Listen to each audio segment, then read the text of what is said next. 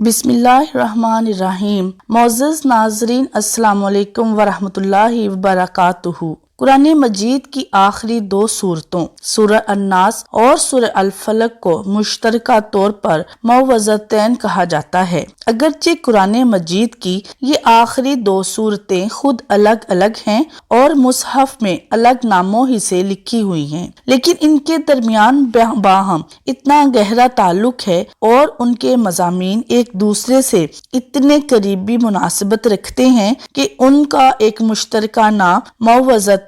پناہ مانگنے والی دو صورتیں رکھا گیا ہے۔ یہ دو صورتیں سورہ فلق اور سورہ الناس خاص فضیلت و برکت کی حامل ہیں۔ بالخصوص یہ دو صورتیں جادو کا تریاق ہیں اور ان کی تلاوت سے انسان جادو، زہریلے جانوروں کی کاٹ اور شیطان کے تسلط اور اس کی شر انگیزیوں سے محفوظ رہتا ہے۔ لہٰذا فرض نماز کے بعد صبح و شام کے اوقات میں اور نیند سے پہلے ان دو صورتوں سمیت سورہ اخلاص کی تلاوت کو ضروری معمول بنانا چاہیے۔ سیدہ عائشہ رضی اللہ تعالی عنہا سے روایت ہے کہ رسول اللہ صلی اللہ علیہ وسلم جب بیمار ہوتے تو معوذات سورہ اخلاص، سورہ فلق، سورہ ناس پڑھ کر اپنے اوپر پھونک مارتے۔ پھر جب آپ کی تکلیف زیادہ ہو گئی تو میں ان صورتوں کو پڑھ کر رسول اللہ صلی اللہ علیہ وسلم پر پڑھتی تھی، پھر اپنے ہاتھوں کو برکت کی امید سے آپ کے جسد مبارک پر پھیرتی تھی۔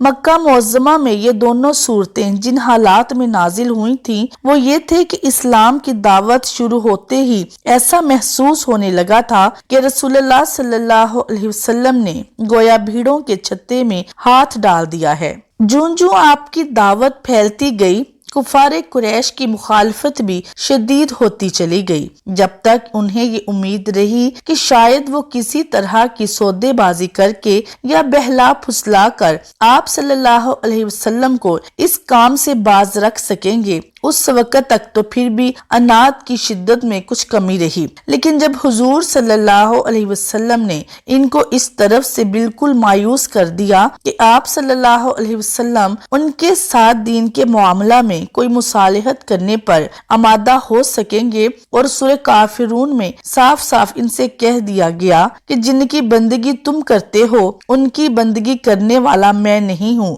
اور جس کی بندگی میں کرتا ہوں اس کی بندگی کرنے والے تم نہیں ہو، اس لیے میرا راستہ الگ ہے اور تمہارا راستہ الگ۔ تو کفار کی دشمنی اپنے عروج پر پہنچ گئی۔ خصوصیت کے ساتھ جن خاندانوں کے افراد، مردوں یا عورتوں، لڑکیوں یا لڑکوں نے اسلام قبول کر لیا تھا، ان کے دلوں میں تو حضور صلی اللہ علیہ وسلم کے خلاف ہر وقت بھٹیاں سلگتی رہتی تھیں۔ گھر گھر آپ صلی اللہ علیہ وسلم کو کوسا جا رہا تھا، خفیہ مشورے کیے جا رہے تھے کہ کسی وقت رات کو چھپ کر آپ صلی اللہ علیہ وسلم کو نعوذ باللہ قتل کر دیا جائے تاکہ بنی ہاشم کو قاتل کا پتہ نہ چل سکے اور نہ بدلہ لے سکیں۔ آپ صلی اللہ علیہ وسلم کے خلاف جادو ٹونے کیے جا رہے تھے تاکہ آپ صلی اللہ علیہ وسلم یا تو وفات پا جائیں یا سخت بیمار پڑ جائیں یا دیوانے ہو جائیں۔ شیاطین جن و انس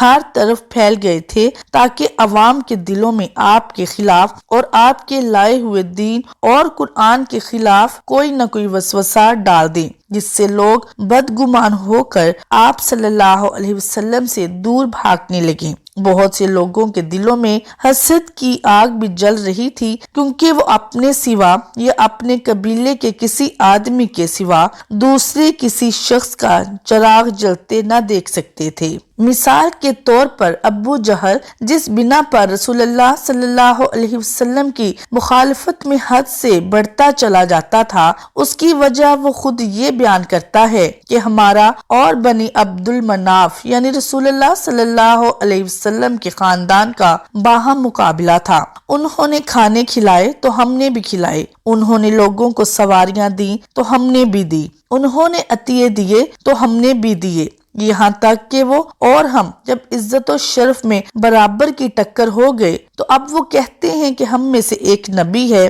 جس پر آسمان سے وحی اترتی ہے۔ بھلا اس میدان میں ہم کیسے ان کا مقابلہ کر سکتے ہیں؟ خدا کی قسم ہم ہرگز اس کو نہ مانیں گے اور نہ اس کی تصدیق کریں گے۔ ان حالات میں رسول اللہ صلی اللہ علیہ وسلم سے فرمایا گیا کہ ان لوگوں سے کہہ دو کہ میں پناہ مانگتا ہوں طلوع صبح کے رب کی، تمام مخلوقات کے شر سے، رات کے اندھیرے اور جادوگروں اور جادوگرنیوں کے شر سے اور حاسدوں کے شر سے، اور ان سے کہہ دو کہ میں پناہ مانگتا ہوں انسانوں کے رب، انسانوں کے بادشاہ اور انسانوں کے معبود کی ہر اس وسوسہ انداز کے شر سے جو بار بار پلٹ کر آتا ہے اور لوگوں کے دلوں میں وسوسے ڈالتا ہے، خواہ وہ شیاطین جن میں سے ہو یا شیاطین انس میں سے ہے۔ یہ اسی طرح کی بات ہے جیسے حضرت موسیٰ علیہ السلام نے اس وقت فرمائی تھی جب فرعون نے بھرے دربار میں ان کے قتل کا ارادہ ظاہر کیا تھا۔ میں نے اپنے اور تمہارے رب کی پناہ لے لی ہے ہر اس متکبر کے مقابلے میں جو روز حساب پر ایمان نہیں رکھتا، اور میں نے اپنے اور تمہارے رب کی پناہ لے لی ہے اس بات سے کہ تم مجھ پر حملہ آور ہو۔ دونوں مواقع پر اللہ کے ان جلیل القدر پیغمبروں کا مقابلہ بڑی بے سر و سامانی کی حالت میں بڑے سر و سامان اور وسائل و ذرائع اور قوت و شوکت رکھنے والوں سے تھا۔ دونوں مواقع پر وہ طاقتور دشمنوں کے آگے اپنی دعوت حق پر ڈٹ گئے، حالانکہ ان کے پاس کوئی مادی طاقت ایسی نہ تھی جس کے بل پر وہ ان کا مقابلہ کر سکتے، اور دونوں مواقع پر انہوں نے دشمنوں کی دھمکیوں اور خطرناک تدبیروں اور معاندانہ چالوں کو یہ کہہ کر نظر انداز کر دیا کہ تمہارے مقابلے میں ہم نے رب کائنات کی پناہ لے لی ہے۔ ظاہر ہے کہ یہ ثابت قدمی وہی شخص دکھا سکتا ہے جس کو یہ یقین ہو کہ اس کے رب کی طاقت سب سے بڑی طاقت ہے،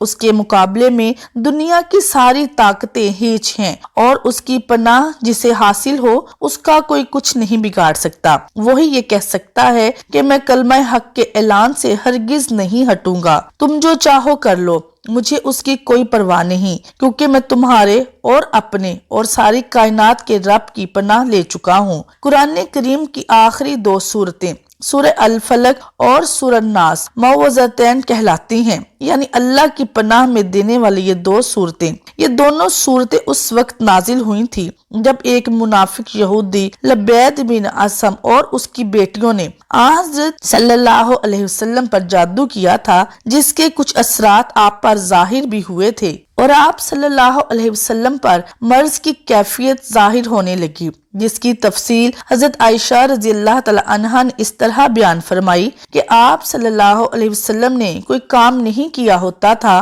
لیکن خیال شریف میں یہ بات آتی تھی کہ یہ کام میں نے کر لیا ہے، حالانکہ آپ نے وہ کام سر انجام نہیں دیا ہوتا تھا۔ چنانچہ آپ صلی اللہ علیہ وسلم نے اللہ تعالیٰ سے اس کے لیے دعا فرمائی تو اس کے علاج کے طور پر اللہ تعالیٰ نے یہ دو صورتیں نازل فرمائیں، اور آپ کو وحی کے ذریعے سحر کی جگہ بتلائی گئی، اور وہاں سے مختلف چیزیں نکلیں اور ایک دانت بھی نکلا جس میں گرہیں لگی ہوئی تھیں۔ ان دونوں صورتوں میں 11 آیتیں ہیں۔ حضرت جبرائیل علیہ السلام یہ صورتیں پڑھنے لگے اور ایک ایک گرہ کھلتی گئی، اور آپ صلی اللہ علیہ وسلم بالکل شفایاب ہو گئے۔ ان دونوں صورتوں میں آپ صلی اللہ علیہ وسلم کو جادو ٹونے سے حفاظت کے لیے ان الفاظ میں اللہ تعالیٰ کی پناہ مانگنے کی تلقین فرمائی گئی ہے۔ رسول اللہ صلی اللہ علیہ وسلم نے عقبہ بن عامر سے فرمایا، جس کا مفہوم ہے کہ تمہیں کچھ خبر ہے کہ آج کی رات اللہ تعالیٰ نے مجھ پر ایسی آیات نازل فرمائی ہیں کہ ان کی مثل نہیں دیکھی، یعنی قل اعوذ برب الفلق اور قل اعوذ برب الناس۔ انہی کی ایک روایت میں ہے کہ تورات، انجیل اور زبور اور قرآن بھی ان صورتوں جیسی کوئی دوسری صورت نہیں۔ حضرت عقبہ بن عامر ہی کی روایت ہے کہ ایک سفر میں رسول اللہ صلی اللہ علیہ وسلم نے ان کو معوذتین پڑھائی، اور پھر مغرب کی نماز میں انہی دونوں صورتوں کی تلاوت فرمائی، اور پھر فرمایا کہ ان دونوں صورتوں کو سونے اور بیدار ہونے کے وقت پڑھا کرو۔ اور ایک روایت میں ہے کہ آپ نے ان دونوں صورتوں کو ہر نماز کے بعد پڑھنے کی تلقین فرمائی، اور حضرت عائشہ رضی اللہ تعالی عنہا فرماتی ہیں کہ رسول اللہ صلی اللہ علیہ وسلم کو جب کوئی بیماری پیش آتی تو یہ دونوں صورتیں پڑھ کر اپنے ہاتھوں پر دم کر کے سارے بدن پر پھیر لیتے تھے۔ پھر جب مرض وفات میں آپ کی تکلیف بڑھی تو میں یہ صورتیں پڑھ کر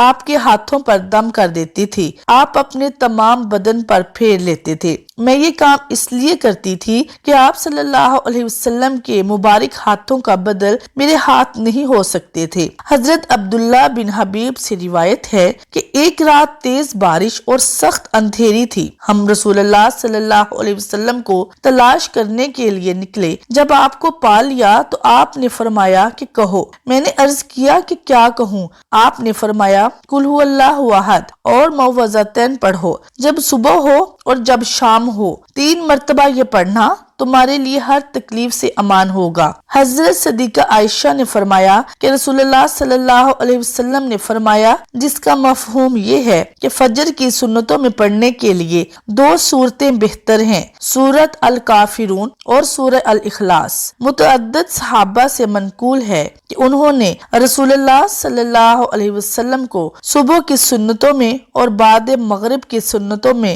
بکثرت یہ صورتیں پڑھتے ہوئے سنا ہے۔ بعض صحابہ نے رسول اللہ صلی اللہ علیہ وسلم سے عرض کیا کہ ہمیں کوئی دعا بتا دیجئے جو ہم سونے سے پہلے پڑھا کریں۔ آپ نے قل یا ایھا الکافرون پڑھنے کی تلقین فرمائی اور فرمایا کہ یہ شرک سے برات ہے۔ حضرت جبیر بن محتم کہتے ہیں کہ رسول اللہ صلی اللہ علیہ وسلم نے ان سے فرمایا جس کا مفہوم یہ ہے کہ کیا تم یہ چاہتے ہو کہ جب سفر میں جاؤ تو وہاں تم اپنے سب رفقا سے زیادہ خوشحال اور بامراد رہو اور تمہارا سامان زیادہ ہو جائے؟ انہوں نے عرض کیا بے شک یا رسول اللہ صلی اللہ علیہ وسلم، میں ایسا ہی چاہتا ہوں۔ آپ نے فرمایا کہ آخر قرآن کی 5 صورتیں سورۃ الکافرون، سورہ النصر، سورہ الاخلاص، سورہ الفلق اور سورہ الناس پڑھا کرو اور ہر صورت کو بسم اللہ سے شروع کرو اور بسم اللہ ہی پر ختم کرو۔ حضرت جبیر فرماتے ہیں کہ اس وقت میرا یہ حال تھا کہ سفر میں اپنے دوسرے ساتھیوں کے مقابلے میں غریب اور خستہ حال ہوتا تھا۔ جب سے رسول اللہ صلی اللہ علیہ وسلم کی اس تعلیم پر عمل کیا میں سب سے بہتر حال میں رہنے لگا۔ حضرت علی سے روایت ہے کہ ایک مرتبہ نبی کریم صلی اللہ علیہ وسلم کو بچھو نے کاٹ لیا تو آپ نے پانی اور نمک منگایا اور یہ پانی کاٹنے کی جگہ لگاتے جاتے تھے اور قل یا ایھا الکافرون، قل اعوذ برب الفلق، قل اعوذ برب الناس پڑھتے جاتے تھے، جس سے زہر کا اثر زائل ہو گیا۔ ناظرین، امید کرتی ہوں کہ آپ کو یہ ویڈیو اچھی لگی ہوگی۔ اگر ویڈیو پسند آئے تو لائک شیئر ضرور کریں اور کمنٹ باکس میں اللہ تعالیٰ کے ناموں میں سے ایک نام ضرور ٹائپ کریں۔ جزاک اللہ خیر۔